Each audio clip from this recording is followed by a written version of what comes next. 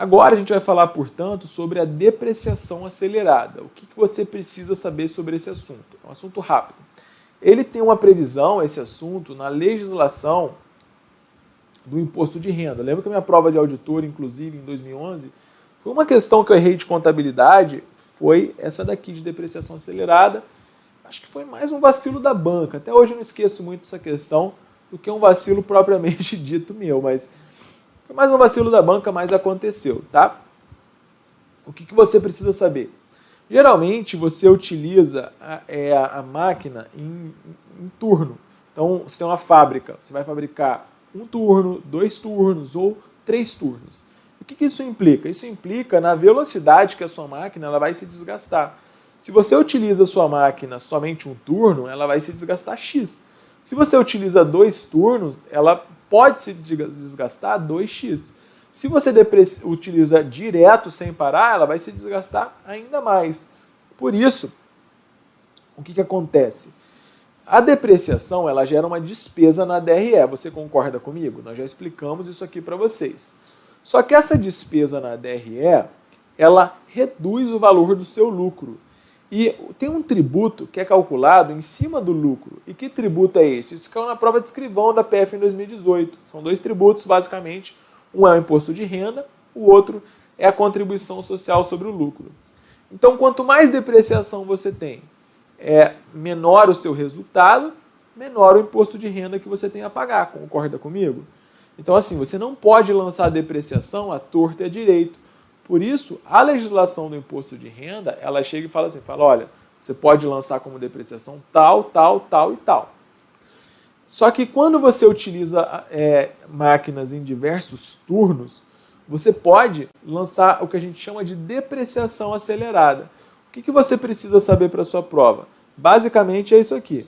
A depreciação acelerada é assim. Se você utiliza o ativo por um turno,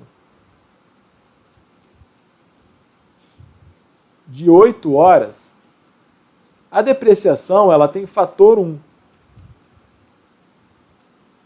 Isso significa que você só vai poder depreciar o seu ativo na velocidade normal da dança do Creu aí, tá? Então, velocidade 1 na dança do Creu. Você só pode depreciar pelo fator 1. Agora, se você utiliza a sua máquina em 2 turnos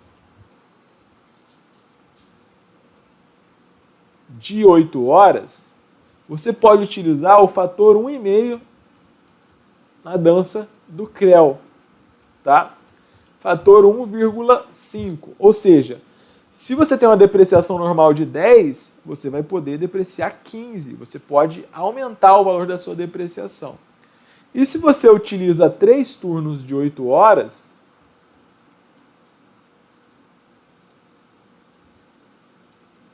aí sim, você pode depreciar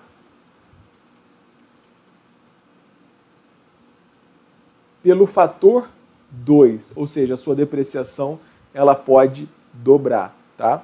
Só isso que você precisa saber. Uma entidade cujas atividades sejam exercidas em 2 ou mais turnos de trabalho poderá desconsiderar essa informação ao estabelecer a vida útil de suas máquinas, para fins de contabilização da depreciação do seu imobilizado, visto que a legislação do imposto de renda determina os percentuais fixos para cada tipo de ativo. Isso aqui está errado, tá? A própria CPC 27 e a legislação do imposto de renda falam que você tem que considerar a quantidade de turnos que você utiliza aquela máquina para considerar, para fazer o cálculo da vida útil, para ver por quanto tempo você vai depreciar o seu ativo. Um outro ponto que você precisa saber, que às vezes aparece em prova, é a depreciação de bens usados. O que você precisa conhecer sobre isso aqui? A depreciação de bens usados se dá da seguinte forma.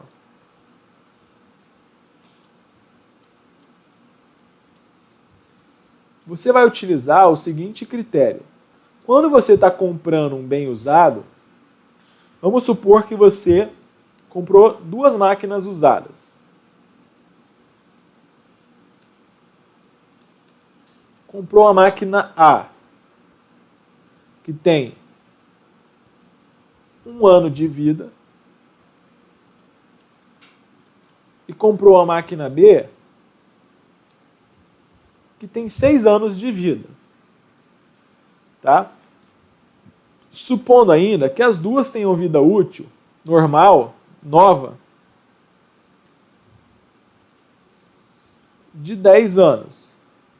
O que a legislação, isso aqui também a gente toma da legislação do imposto de renda, o que a legislação do imposto de renda ela prescreve? A legislação do imposto de renda fala assim, fala, para depreciar bens usados, você vai pegar o maior prazo, não é o maior valor,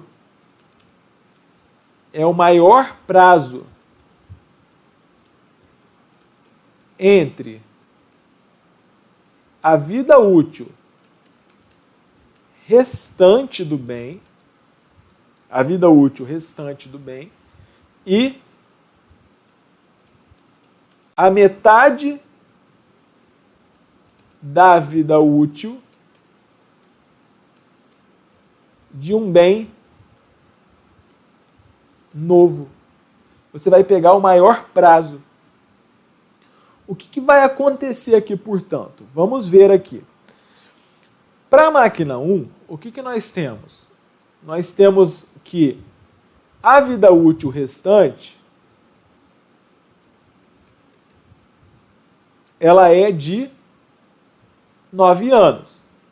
Porque o bem ele tem vida útil de 10 anos. Você usou 1, restam 9. E a metade da vida útil de um bem novo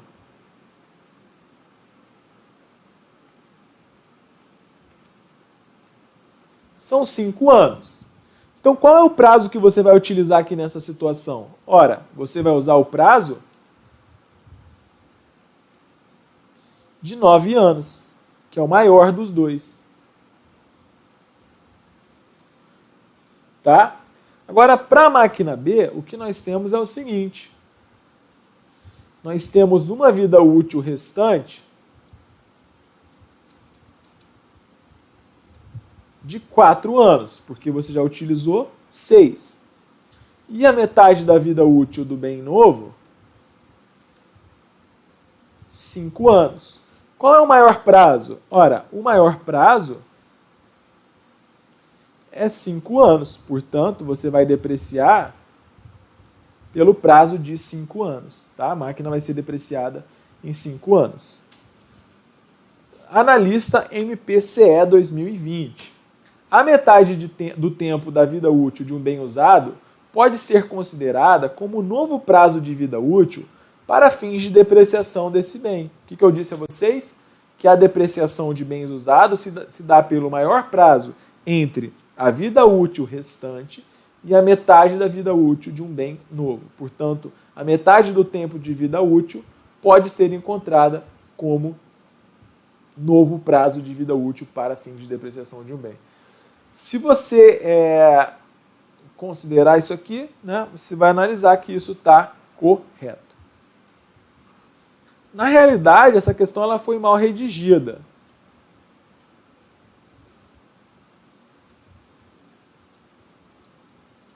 Tá? Ela foi mal redigida. Deveria ter sido melhor escrita, porque a metade do tempo de vida útil de um bem usado daria a entender o seguinte, vamos colocar aqui na nossa questão. Você tem uma vida útil de um bem novo de 10 anos e você já usou por 6 anos.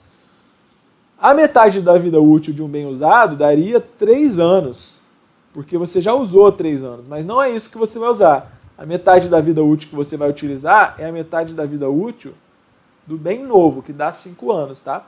Questão mal redigida, mas CESP é CESP, né, pai? Então, tem que saber fazer a questão dessa banca. E eles erram bastante. Depreciação no CPC 27. O que você precisa saber aqui sobre esse assunto? A gente vai resumir os principais pontos aqui que aparecem na sua prova para que você saiba, tá? Quais são os principais fatores que você precisa saber aqui? O CPC 27, ele fala o seguinte. Fala, ó, o primeiro ponto é a depreciação separada. O que é depreciação separada? O CPC 27, ele fala que quando você tem, por exemplo, aqui um avião, tanto a carcaça desse avião como o motor, eles muitas vezes têm valor significativo em relação ao total. Vamos supor que a carcaça é 50% do valor de um avião e o motor é 50%. Nesse caso, o CPC 27 ele fala que quando os elementos de um ativo imobilizado têm valor significativo em relação ao total, você faz a depreciação separadamente. Então, em vez de você fazer a depreciação de um avião como um todo, você vai depreciar a carcaça com a vida útil que lhe convém e você vai depreciar o motor com a vida útil também lá que for estabelecida para o próprio motor, tá? É importante que você entenda isso aqui. Além disso, o que o CPC 27 eles nos traz de importante? Quando você fixa lá no começo de um ativo a vida útil, você faz pela melhor estimativa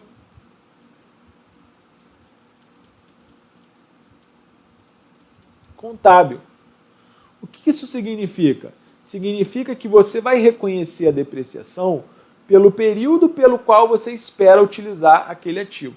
Você espera utilizar aquele ativo por 6 anos. Você vai reconhecer por 6 anos. Ah, mas o fabricante falou que a vida útil dele é 10 anos. Mas você vai reconhecer a depreciação pelo período pelo qual você espera utilizar. Então, a vida útil é o período pelo qual a empresa espera utilizar aquele ativo. Tá? Importante que você saiba isso. E o próprio CPC 27, ele fala que a vida útil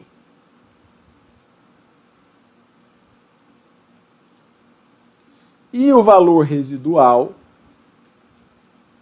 eles têm que ser revisados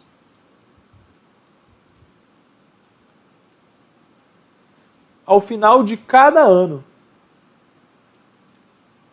Ou seja, ao final de cada ano, você vai pegar o seu ativo imobilizado e vai falar, ó, a minha vida útil está correta? O meu valor residual está correto? Se tiver qualquer mudança, você vai fazer um ajuste disso daí, tá? Um ajuste para frente, vai ajustar para frente. Então você tem que analisar se a vida útil e o seu valor residual estão corretos. Isso você faz ao final de cada exercício social. E isso pode causar um ajuste tanto no valor da vida útil, como no valor residual, como no valor da própria depreciação. Tá? Ó, a redução do valor residual de um ativo imobilizado proporcionará aumento da depreciação mensal desse ativo, caso sua vida útil seja mantida inalterada.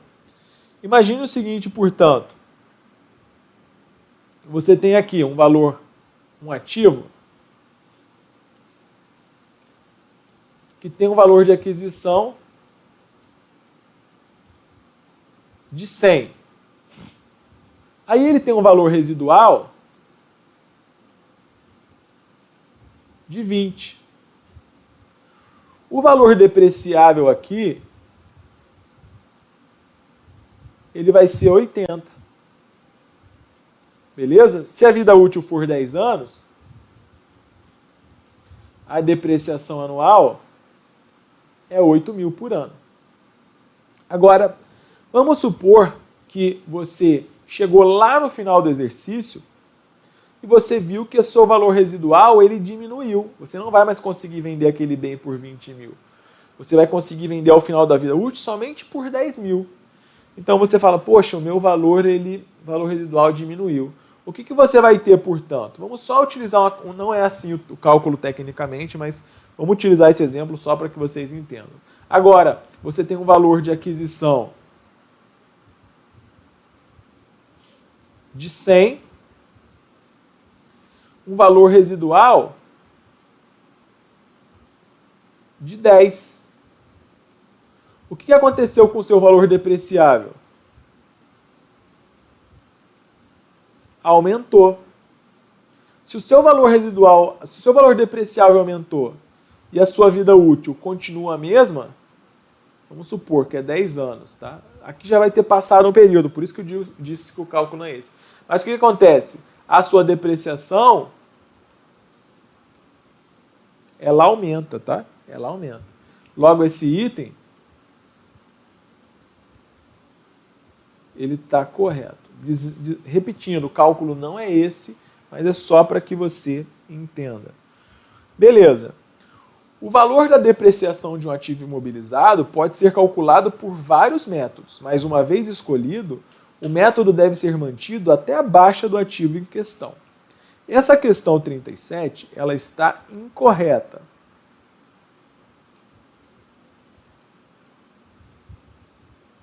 Por que esse item está errado? Porque é assim, funciona assim. Uma vez que você escolheu o seu método de depreciação, método linear, método da soma dos dígitos, etc., você vai continuar fazendo a depreciação por esse método. Só que, caso esse não seja mais o melhor método pelo qual você vai conseguir depreciar esse ativo, você pode sim fazer um ajuste. Você pode sim fazer uma mudança. Você pode mudar do método linear para o método da soma dos dígitos, para o método das horas trabalhadas, desde que haja uma mudança justificável. Desde que haja uma mudança justificável. Portanto, se você viu que o método que você está utilizando não é mais o melhor, você pode, sem problema algum, fazer uma mudança. Tá? Beleza. Agora, estamos aqui nos tópicos finais da nossa aula. A gente vai falar rapidamente sobre mais 3 coisas aqui que você precisa saber. Amortização. O que é a amortização? A amortização, o que você precisa entender, é que a amortização ela ocorre para os ativos intangíveis geralmente, tá?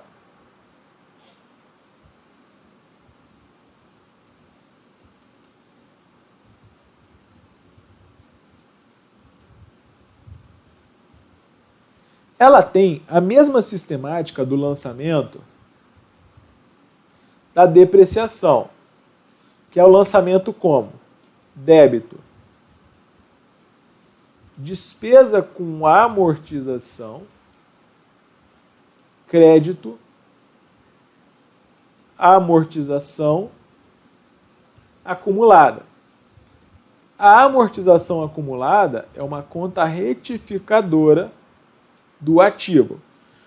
Por isso, imagine que você adquiriu o direito de explorar uma concessão de alguma coisa lá por 10 anos. E o seu intangível você adquiriu por 100 mil. Aí você vai amortizar isso pelo método linear. Vai ser a mesma coisa. Anualmente você vai amortizando isso daqui. Você vai lançar aqui a amortização acumulada, 10, aí depois mais 10, até que lá no final você vai zerar isso daqui. Tá? Então o que você precisa saber sobre a amortização é que ela geralmente acontece para os ativos intangíveis e tem a mesma sistemática praticamente que a depreciação. Tá? Vamos lá. Questão 38 nos diz o seguinte. Tem um plano de contas aqui que não tem tanta utilidade e diz o seguinte. Considerem que o item do ativo intangível tenha sido reconhecido inicialmente em janeiro de 2013. Nesse caso, é necessário o registro de despesa de amortização no exercício em contrapartida de uma conta de amortização acumulada. É o que eu disse aqui para vocês. A depreciação é despesa de amortização a débito, a amortização acumulada a crédito. Portanto, item correto.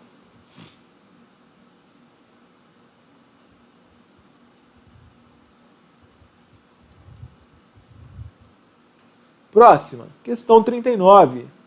Agente de Polícia Federal 2009. Essa questão aqui pegou muita gente boa, tá?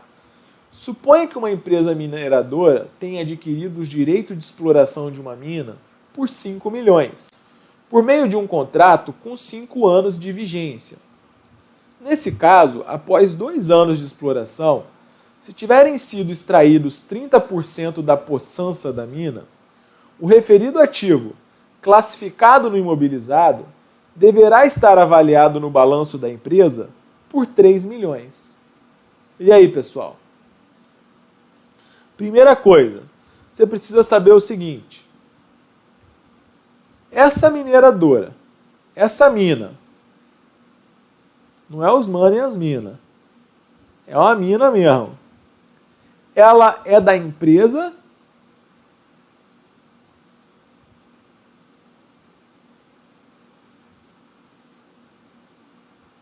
ou ela é de terceiros? Essa mina, ela é de terceiros. Por que que isso faz diferença? Porque caso a mina ela seja da empresa, ela fica classificada no imobilizado e está sujeita à exaustão. Caso essa mina ela seja de terceiros, ela fica classificada no intangível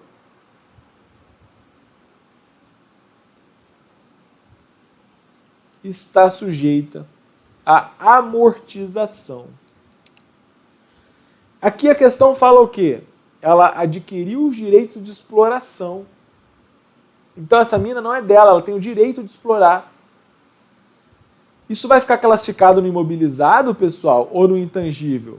Ora, classificação no intangível. Item, portanto, errado. Somente quem assistiu essa aula até o final vai ter essa cereja do bolo aqui. Comente aí depois se você assistiu até o final e se você viu a cereja do bolo, tá? Isso aqui é aquela questão que vai te jogar em centésimo ou entre as cabeças no concurso, tá? Questão interessante que caiu na prova de 2009. Exaustão é o que a gente já falou, né? Geralmente, exaustão corresponde à perda do valor decorrente de exploração de direito cujo objeto sejam recursos minerais, florestais ou bens aplicados nessa exploração. Portanto, exaustão é para recursos minerais ou florestais. Aqui, tá?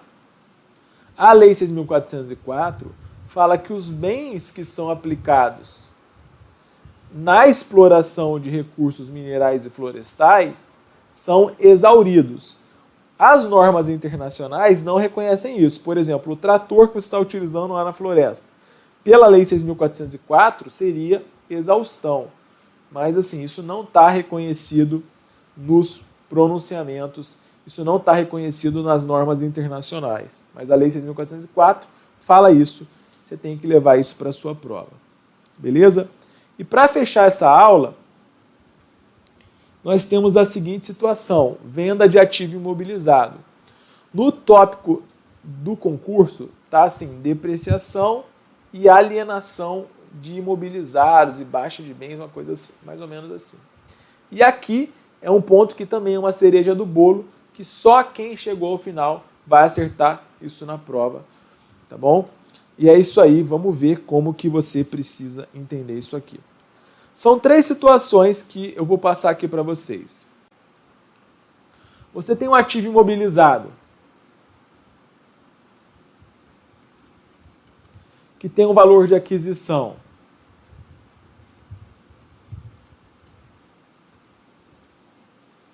de 120 mil.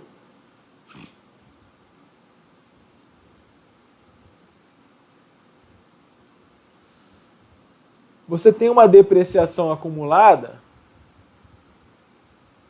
de 20 mil. Situação 1.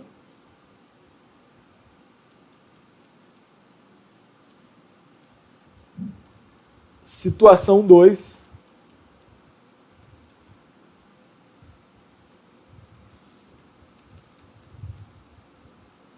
Situação 3. Vamos lá agora separar os homens dos meninos. Foco aqui, hein? Isso aqui é difícil. O que você precisa entender aqui? Situação 1. Você vendeu o seu imobilizado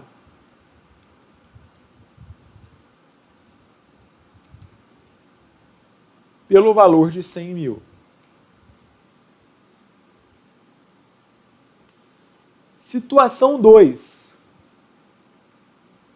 Você vendeu esse imobilizado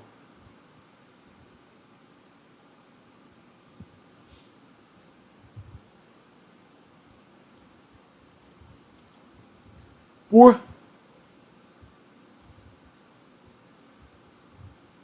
110 mil.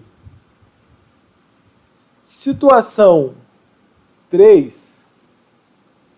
Você vendeu o seu imobilizado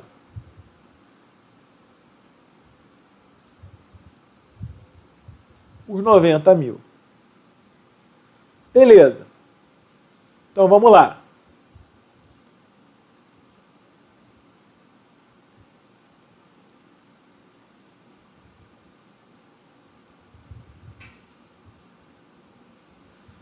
Primeira pergunta que eu faço a você é: qual é o valor contábil desse ativo imobilizado? Qual é o valor contábil desse ativo imobilizado?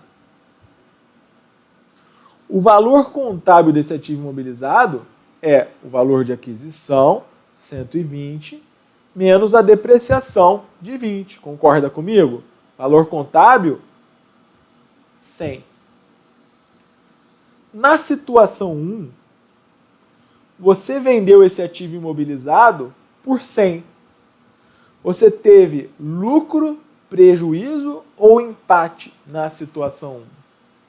Na situação 1, você empatou. Você empatou. Você empatou. Você tem aqui um imobilizado com valor de aquisição de 120, uma depreciação acumulada, que é retificadora do ativo, no valor de 20. Beleza.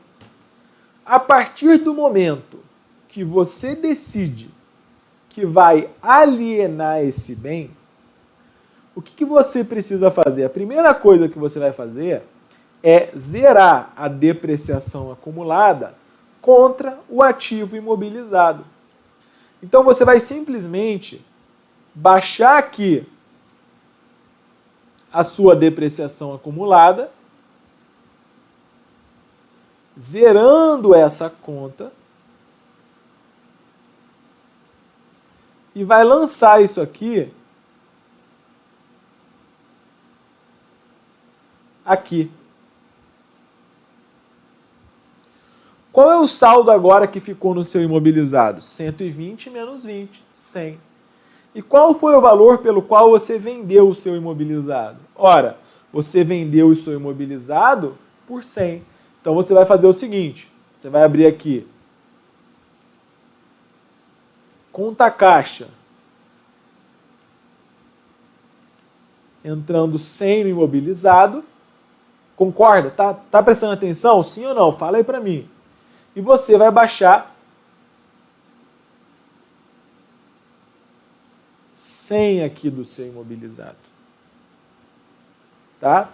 Logo, o seu lançamento vai ficar assim, débito, caixa, 100, débito, depreciação acumulada, 20, crédito, imobilizado, 120.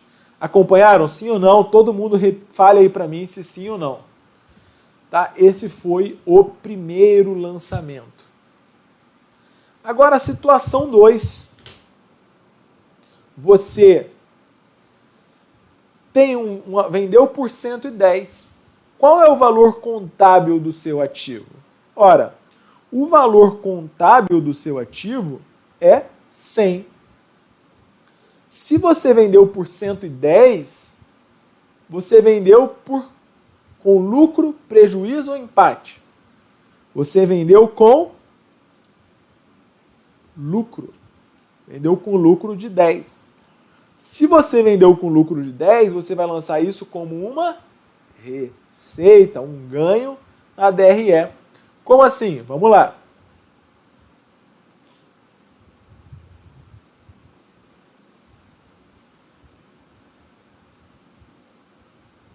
Sistemática parecida. Você tem aqui um ativo imobilizado que já está registrado com o valor de 120. Você tem aqui depreciação acumulada no valor de 20. Aí o que eu falei para vocês? Eu falei, olha, primeira coisa que você vai fazer é o quê? Zerar a depreciação contra o imobilizado. Então você vai matar a depreciação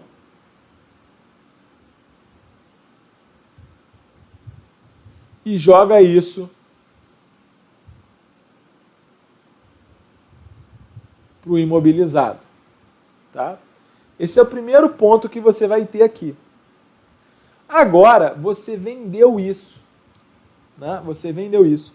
Quanto entrou no seu caixa? Quanto entrou no seu caixa? No caixa, entrou o montante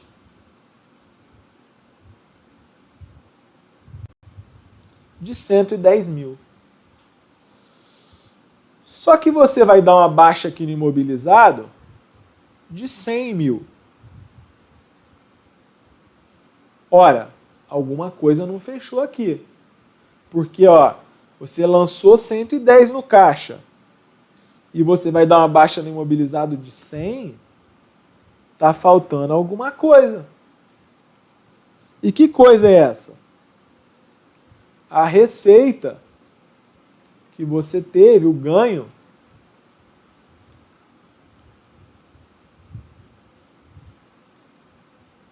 no valor de 10 mil. Tá? E, por último, você teve uma venda no valor de 90. Mesma situação, só que aqui você teve lucro ou prejuízo? Você vendeu por menos do que vale.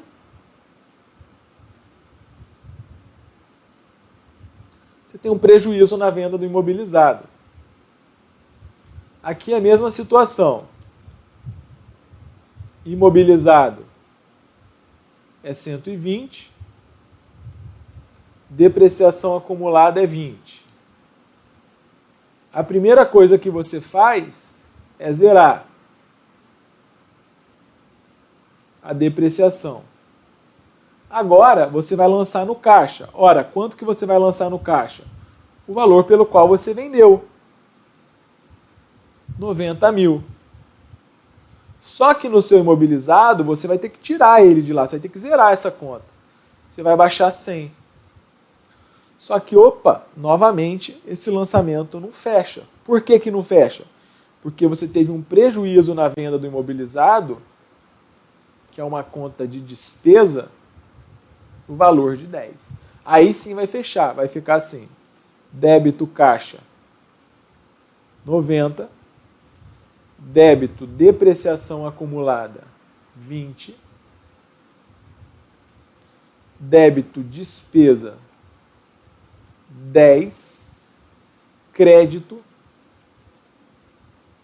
imobilizado 120.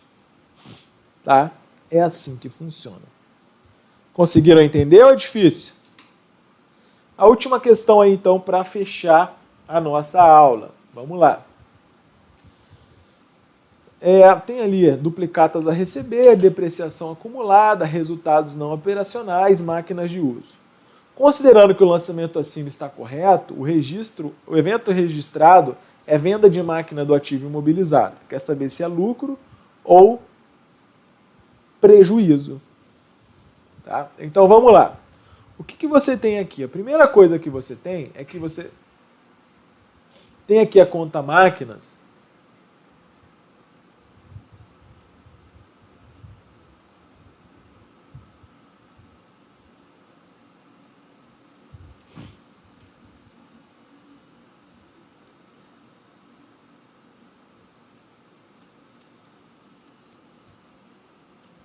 Pelo valor de 4.950, beleza? Só que você tem uma depreciação acumulada aqui de 2.250. Qual que é a primeira coisa que eu falei para vocês? Ora, a primeira coisa que eu falei para vocês é que vocês têm que zerar isso aqui. Então você vai tirar aqui 2.250 daqui e joga para cá 2.250. Você vai ficar com o saldo aqui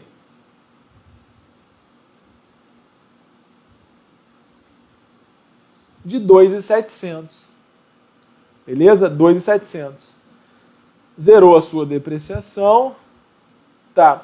Só que você vendeu isso por quanto? Qual foi o valor pelo qual você vendeu a sua máquina? Você tem aqui em duplicatas a receber